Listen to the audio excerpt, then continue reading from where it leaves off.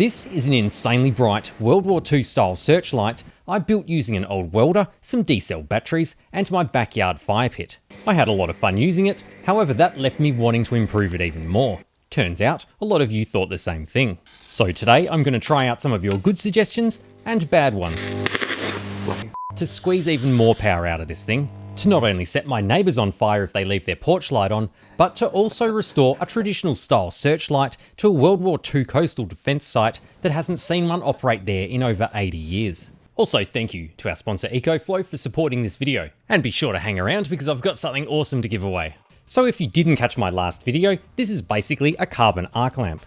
To simplify, the way these work is they have these carbon electrodes with a small gap between them. When powered up, electricity gets really pissed off whenever it has to get out of bed and do anything, especially jump over a gap. So when it does, it punches the carbon so hard in the nuts that it vaporizes, which produces massive amounts of pure white light, making these one of the brightest conventional lights you can get that isn't laser. They do have their problems though. Not only do they spit out more ultraviolet than the sun, but they also eat through carbon electrodes really quickly. So, as you suggested in the comments, to get more light out of this thing, one of the main things that needs addressing is the reflector. Previously, I used silver insulation tape, which did pretty good considering it's just expensive sticky tape, but when you look close, you can really see it's quite lumpy and hazy. This thing should be like a mirror. The second issue is it's not a consistent curve shape. It should be a parabola. Parabola.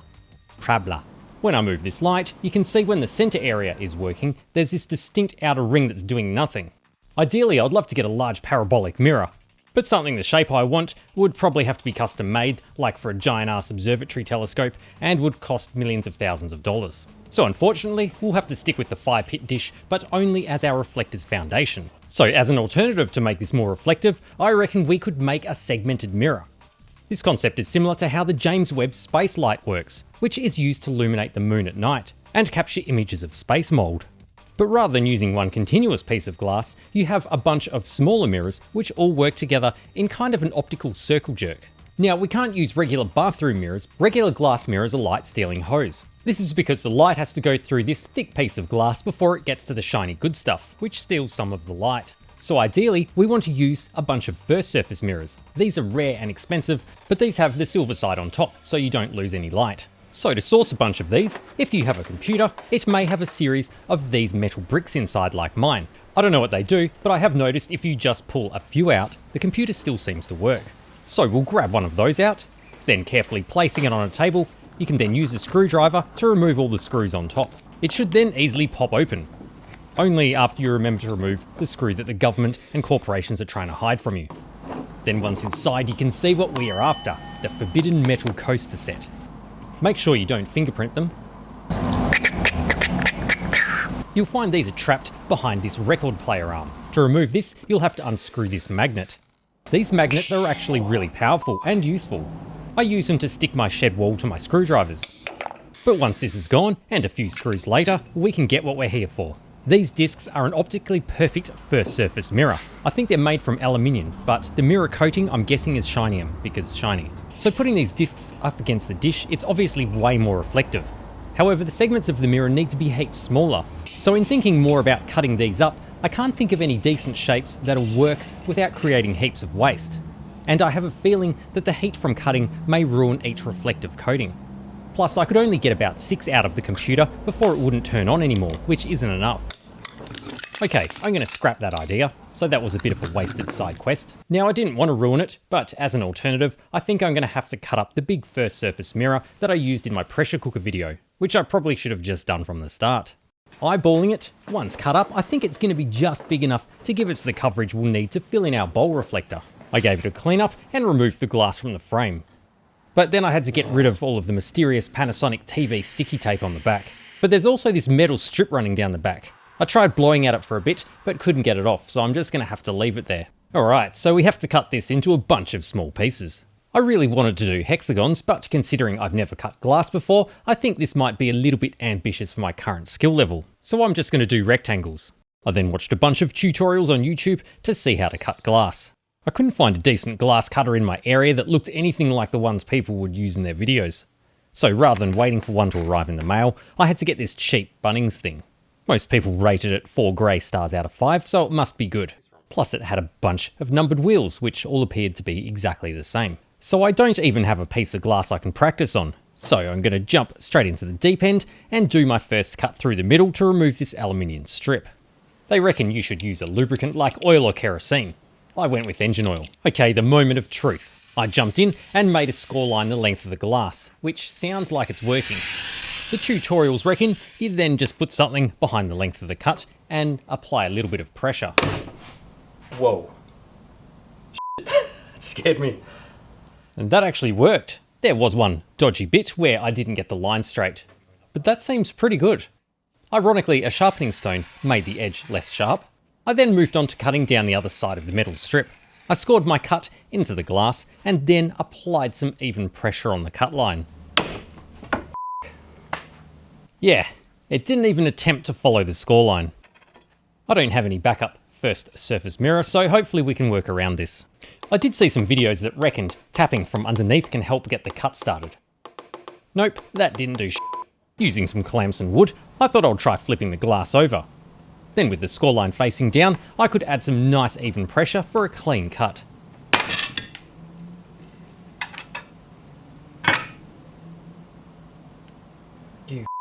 So even though it's near impossible to buy one of these mirrors, based on the value of smaller ones, I just broke a roughly $600 mirror.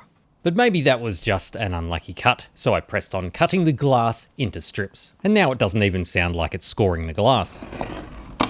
Maybe it's blunt just after 2 cuts, so I switched to one of the other 6 cutting wheels. Then with a little bit of pressure, nothing. I couldn't snap it by hand, but this tool has a notch cut out of the side, which is to help you apply pressure to the glass to make a clean break. Yep, that is exactly what I was going for. So I then tried clamping the absolute crap out of it with 2 pieces of wood. It was close, but it still didn't even follow the score line. I think it was just a random break that was lucky.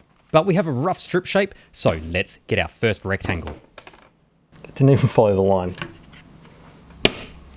Yay, 1 piece. Yep, this is going to take a really long time. So obviously the Bunnings glass cutter is a piece of crap, so I thought I might have better luck making my own with a tungsten tipped drill bit. It's not great, but it's probably better than the $9 one. Then we had 2 pieces done, only about 400 to go. I saw in some videos they used a special pair of glass pliers to help start the split. It looks like almost a normal pair of pliers with a curved shaped mouth, which bends the glass as you clamp down. So I thought I'd have a go at making some out of regular pliers by filing the jaws of the pliers into shape. Perfect. We are going to slowly crunch our way to success. After almost a day, we have 4 rectangles. So I was almost ready to give up on this project when Kristen stepped in, and after making a few phone calls, she found a local shop that stocked a proper glass cutter for around $40. As happy as I was with my table of glass crumbs, I was willing to give it a go. Instantly, it felt like a world of difference to use. You can hear it working with so little pressure. Just a little backfire there. Almost a perfect run. You shouldn't really go back over it, but it looks like it's cut in. That's perfect. That is so much better, and that wasn't even a good run that I did.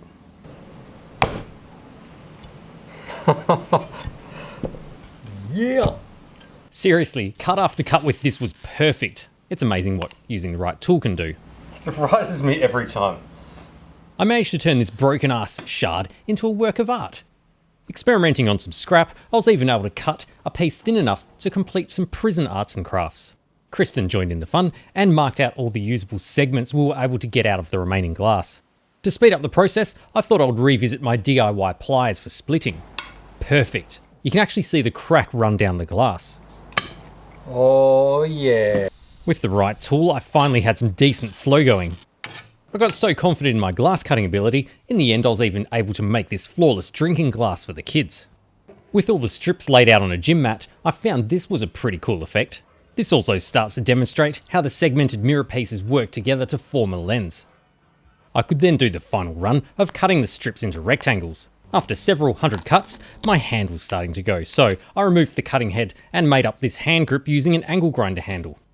Finally, I had cut up 374 optically perfect rectangles of glass. I thought I should lay them all out just to see if we are even in the ballpark of being able to cover this bowl. Look at me, I'm just like that 1950s telescope mirror man.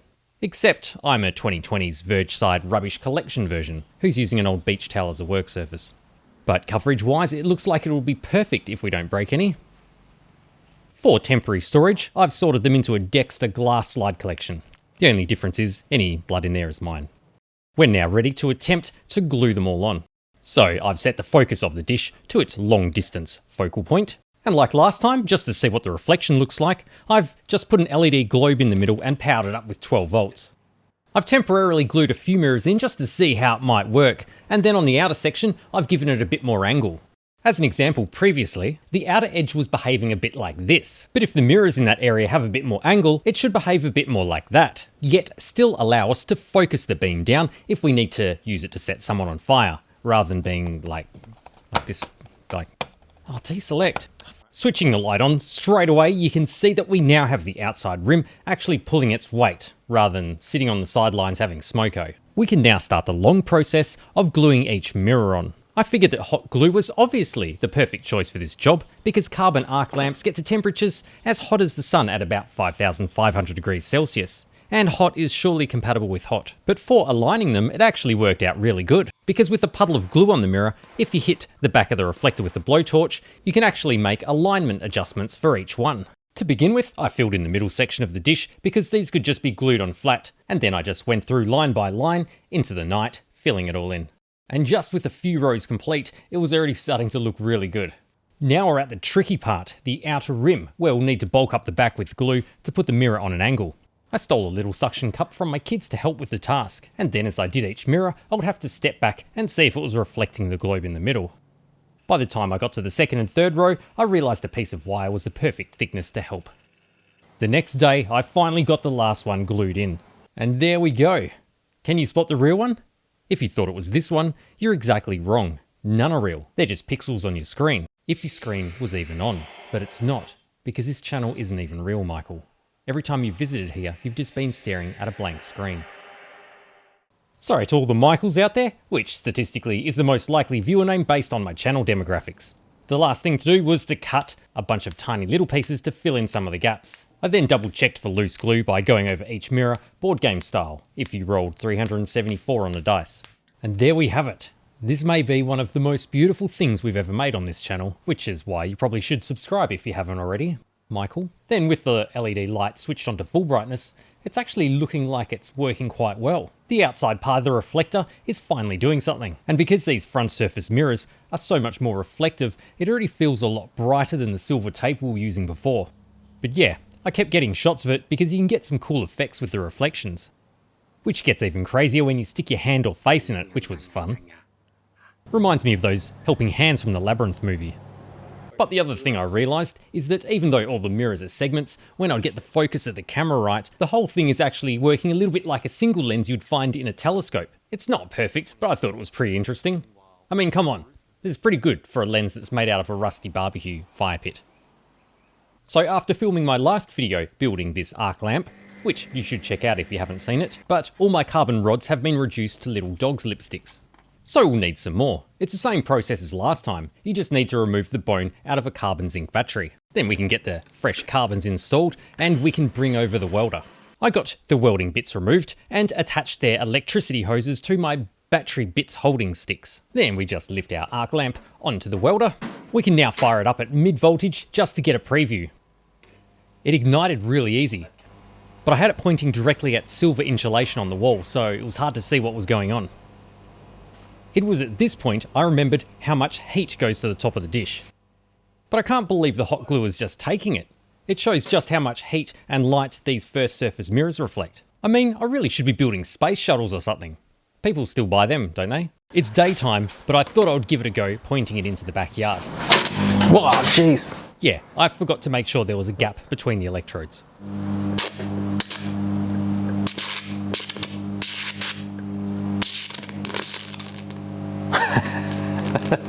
That's pretty good. With the sun still up, that's heaps more spotted.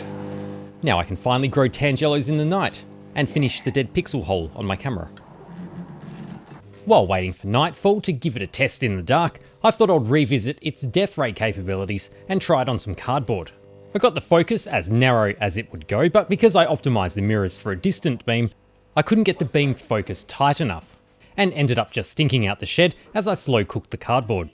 But that gave me another idea. What about an instant toaster? So it will toast both sides, I made up a secondary reflector out of the last remaining bits of mirror. Then to balance it, I made up a stand out of science, engineering, laboratory items, physics.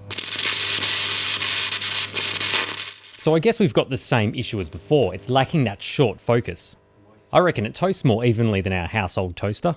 Not much quicker though, but definitely way more fun. It's probably like 1 carbon rod per slice of toast. I think I'll have to revisit this one. So a couple of you suggested I should try using it as a spot welder. And that makes sense. It is the same shape as a spot welder, which is convincing enough for me. So if you didn't know, spot welders are used to make things like this sheet metal box here. I have some sheet metal on hand, so let's give it a go. I could see the arc. Oh, that spits a lot of crap. All right, I'll try and do 2 spots. So doing this, the carbons get really hot. I guess because graphite is a resistor. Whoa. Oh yeah, it's live the whole time. I think normally spot welders use tungsten rather than old batteries.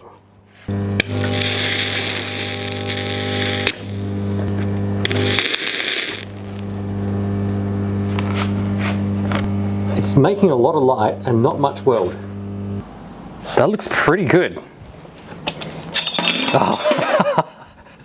Didn't hold it at all. It just fell into the welder.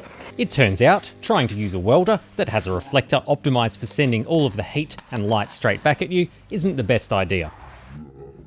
I think that's worked. It's blown quite a hole in the top. This weld broke as soon as I paused the camera. Not a great way of doing it though. That is really messy. And what else sucks is it's ruined a bunch of mirrors. Those explosions of hot molten metal, it's ruined the mirrors. Damn it. Oh man, that sucks. The sun has gone down and we can now do some night tests. But just like last time, we wouldn't be able to power this thing up without the help of today's sponsor Ecoflow. So I've been lucky enough to try out a variety of Ecoflow's power solutions, and there really is one suited to every situation. If you're after a small yet powerful all-rounder, the Delta 3 Plus is Ecoflow's newest unit with a crazy compact and lightweight design at just 12.5 kilograms, combined with a massive power output. For me personally, this has been the perfect replacement for my portable lead-acid battery I use to power the car fridge when I go camping, because it's lighter than my old battery, lasts far longer, all while being easy to recharge on the go. Next up we have the Delta 2 Max. This unit is perfect for use for off-grid camping as it fits snugly inside a caravan or camper trailer while still having a huge AC output of up to 2,400 watts, which will power most household devices. Then when you're back at home, it's a great emergency power backup if there's an outage to keep all your essentials like fridge and cat defense systems running through the night. Then there is the Delta Pro 3, which is a beast of a power unit that we'll be using today. It's a no-fuss power solution that can be used for whole house power backup during outages, long-term off-grid camping, or for running tools on a worksite. This thing has a crazy 4,000 watts output and can take a surge up to 8,000 watts, which is actually enough to handle every tool and appliance I've thrown at it. Plus, if you recharge it from both solar and AC at the same time, you can get it to 80% in around 50 minutes. Ecoflow are currently running their Prime Day sale, so you can scan the QR code and enjoy some savings. But as promised at the start of the video, we have a giveaway for one of my Aussie subscribers to get you started on your portable power adventures. Ecoflow is giving away one of its compact and powerful River 3 portable power stations and also a power hat to keep your phone charged from the sun while you're out and about. To enter, all you need to do is leave a comment below with the hashtag EcoflowAustralia and tell us what scenario you would use your portable power supply in and what appliances you would power up with it if you won. The winner will be announced via a comment reply. Check out the full giveaway details in the description below. So while setting up for the night test with my headlamp on, I realised that the first surface mirrors act like a really awesome mirror ball. Just add a bit of smoke and we are ready for a romantic slow dance. Alright, let's give this thing a burst in the backyard and see what it can do. Okay, that seems a lot brighter, but it's almost hard to tell because the reflection of everything is almost overwhelming. So I thought I'd get Kristen versed in arc lamp operations so I could go out the front of the house and see how it looks when pointed at the sky.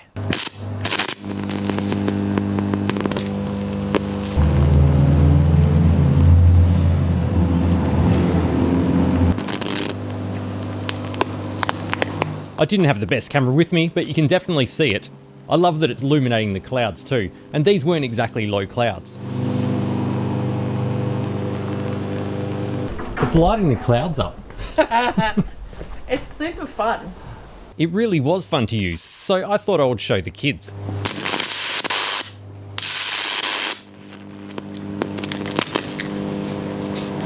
What is that doing?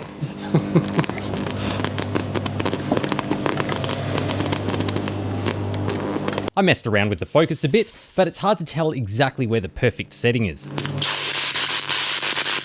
The other thing I was really noticing was the afterglow incandescence you would get when it was switched off, which was a lot brighter and looked pretty cool. Plus it was nice and warm on a cold winter night. But it's crazy considering it's all coming from an object the size of a pencil. To spare my neighbours from another evening of having to wear sunglasses, I think we are now ready to go out and give this a distance test in the wild. Now, during World War II, coastal fortresses were built around Western Australia to defend against a potential invasion, including one that isn't too far away from me. This site once housed heavy artillery, not many people know, but it also featured 2 carbon arc searchlights, which were removed after the war. So I figured, what better place to test this out than on the coastal cliffs that haven't had an arc lamp fired up there in over 80 years. So last time we tested this directly from the back of a car, but this time we'll have to haul a ton of gear up to a lookout. The weather has been pretty crappy here, but the location looked good and we came back that night. You may not know this, but it's actually good enrichment for your old welder to take it out for a night walk in a coastal park now and then. Yep, we are just out and about doing regular normal people stuff. If anyone asks, we're just fishing. The wind and sea spray was ridiculous, but I got it wired up and balanced on top, ready to give it a test. And that is looking pretty good so far. I know this island is about 900 metres away, and you could easily identify features on it. And then for the cliffs nearby, that was pretty much illuminated like daytime. Just see someone camping down there or something. I was going to say, I'll go down there and chuck it in. We spotted some bloke down on the beach taking a dump, and we thought would help him see what he was doing. But using it to search across the water was fun too. You could easily identify cuttlefish bones and other stuff floating. But as some of you suggested, we should get someone further away to see how it looks. My dad agreed to station himself at a beach car park about 4 kilometres away and then report back. Well, you flash it, eh? Yeah, like I'll just strike it just to get the arc going. He didn't think the light was working at first, but once I got the arc burning right, it was kind of hard to miss it. Yeah, go on. Oh, yeah, I can see it. Bright as battery. To be honest, it's a lot more offensive than I thought it would be at that sort of distance, especially seeing it's cutting through a lot of sea spray as well. We then moved on to doing some sky tests. You can just see it illuminating the clouds, but it also became obvious to me that not only does the haze kill the beam, but also the smoke from the carbon's burning. So it really needs some kind of blower to get rid of the smoke, which I guess are problems that were discovered and already solved 100 years ago. The other interesting thing I noticed is the beam's so strong that it's hard to see what you're even lighting up due to the haze. So it kind of makes sense now why the ones during the war had controls that extended out the side. Some of the cloud cleared up a bit, and I thought it would be cool to light up the Southern Cross. I can see some strings of hot glue. They're like they're glowing because of the ultraviolet. So as for our improvements, we've definitely increased the brightness, but I noticed it doesn't seem to be as narrowly focused as before. And I can't tell if that's because the beam is thicker with more of the dish actually working, or if it's just a limitation of using small flat mirrors, which are letting some of the light spread out. Or if it's something else. Let me know in the comments what you think.